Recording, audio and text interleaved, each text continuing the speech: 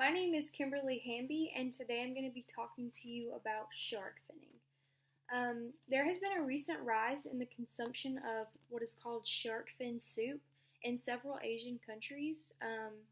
We've seen this rise particularly in Thailand, Vietnam, and Indonesia. The process of getting the shark fin involves fishing for the sharks in large numbers. Once they are dragged onto the boat, the shark's fins are cut off, and the fish is usually stabbed in order to prevent harm to the fishermen.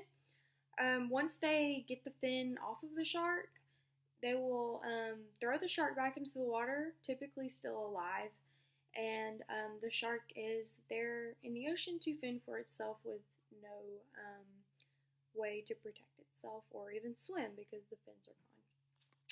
So, my thesis statement is that as this market for shark fin grows and continues to grow, we will witness environmental repercussions as well as human health impacts from obtaining these shark fins. I became interested in this topic after watching a documentary titled Shark Water. I watched it in my biology class last semester, and it just goes into more depth than what I'll be able to go into today. But first I'm going to discuss what shark fin soup actually is and the lack of nutritional value that it has. Next I'm going to discuss how the fins are obtained and where they actually come from. And last, I'm going to discuss the impacts on the species from shark finning.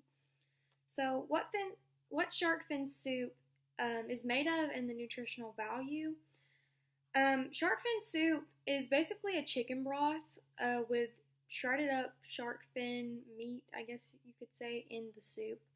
The actual fin itself has no taste from what I've read.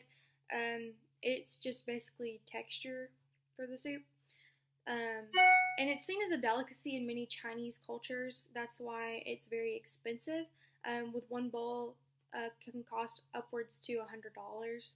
So it's usually used at like weddings, or it's served at banquets or usually nicer events because it is seen as a delicacy and it is very expensive. So because it is expensive, these fishermen want to bring in as many as they can because it is a very lucrative business. And because they are bringing in such large quantities, the population of sharks is suffering. The shark fin itself has no nutritional value. It actually contains very high levels of mercury that is very dangerous for human consumption if you consume that in large amounts. So it is very dangerous for humans to consume. Where the fins come from and how they get them. Like I said, fishermen will catch the shark, pull it onto the deck of the boat, cut off the fins, and then throw the live shark back into the water. The fins from the shark can come from all around the world. The sharks are taken from everywhere. One fin can cost several $100s, and they're bringing in thousands and thousands of fins at one time, typically. This is not only occurring in Asian countries, it actually does occur in the United States. A Florida Senate bill was recently amended that banned the sale of shark fins. And there are laws in the U.S. that prevent people from cutting off shark fins while at sea, but once they're on land, there's no law preventing them from cutting the fins off once they are on land. And the impacts of shark finning and overfishing.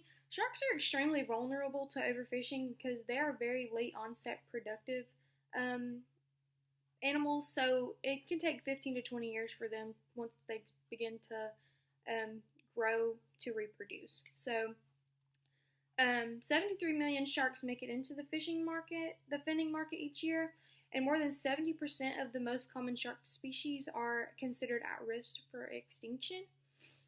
And even though shark finning is a very lucrative business, it is nothing compared to the industry that thrives on live shark experiences.